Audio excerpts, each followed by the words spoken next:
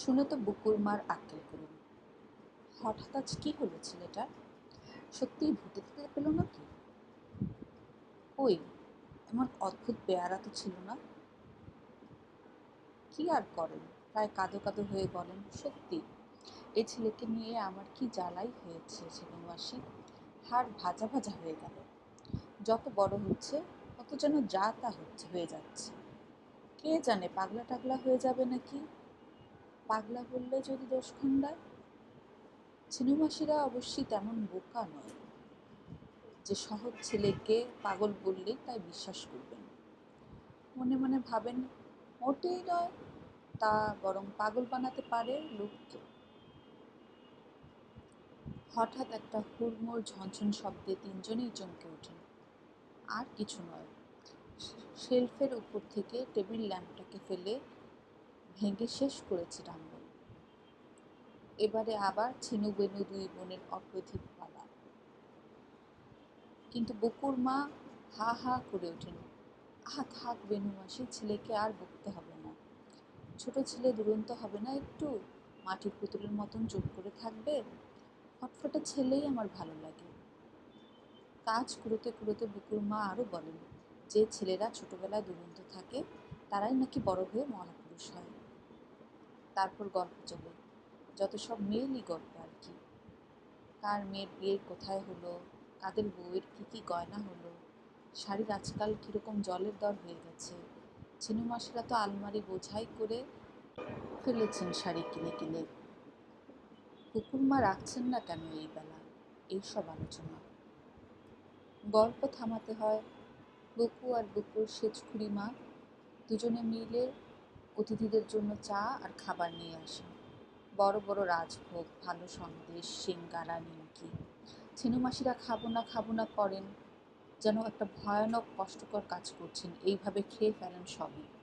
Dumbbell go go করে সব কিছু খেয়ে ফেলে, বেকাবির থেকে রস চাটে বসে বসে।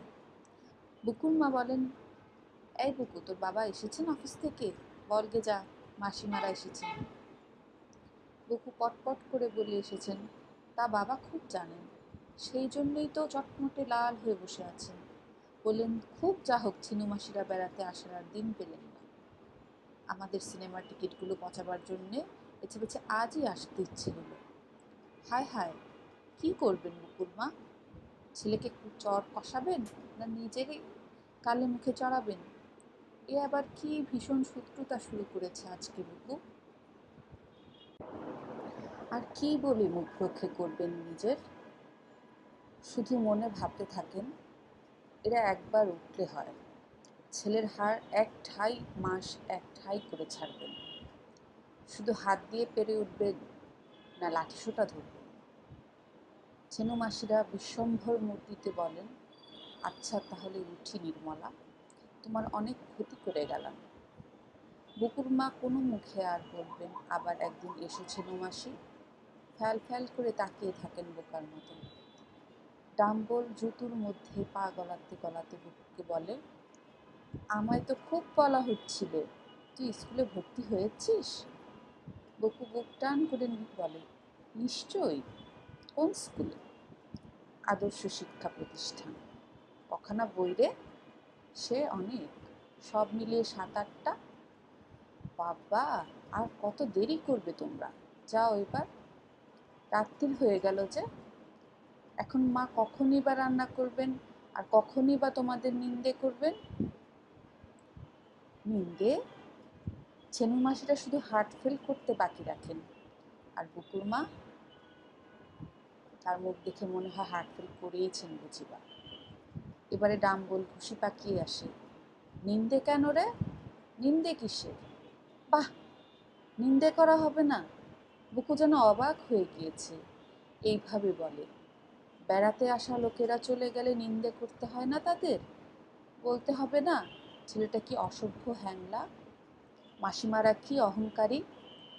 এসে তো মাথা কিনলেন, শুধু শুধু একগাদা পয়সা খরচ হয়ে গেল।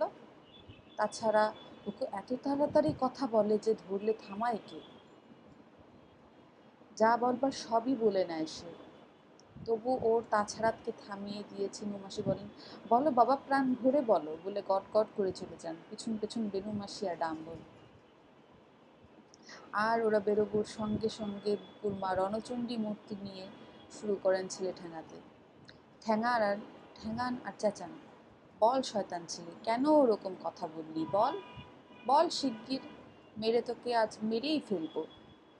তুই চুপ করে আছিস কেন, কেন বললি এসব? যতক্ষণ না বলবি মার থামাবো না আমি। লক্ষ্মী ছাড়া বাজি বাদর, লোকের সামনে চুনকালি আমার মুখে। গোলমাল শুনে বুকুর বাবা এসে হাজির। কি হলো, কি ছেলেটাকে বেধড়ক পিটাচ্ছ কেন? পিটাবো না, বুকুর মা হাঁপাতে হাঁপাতে বলেন, পিটিয়ে ওকে তক্তা করবো আমি। জানো ও কি করেছে আজ? একে একে ছেলের ভুতুড়ে বুদ্ধির কথা বলতে থাকেন মা। আর শুনতে শুনতে বুকুর বাবা রেগে আগুন হয়ে ওঠেন। তখন তিনিও লেগে গেলেন প্রহারে। সত্যি, যে ছেলে মা বাপকে এভাবে বাইরের লোকের কাছে অবতস্ত করে ছাড়ে, তাকে মেরে তক্তা করে ফেললেই কি রাগ মেটে? দুজন মিলে চেঁচান, বল বল, কেন ওসব বললি? বুকু অনেকক্ষণ গো ভরে চুপ করে মার খাচ্ছিল, আর পারে না।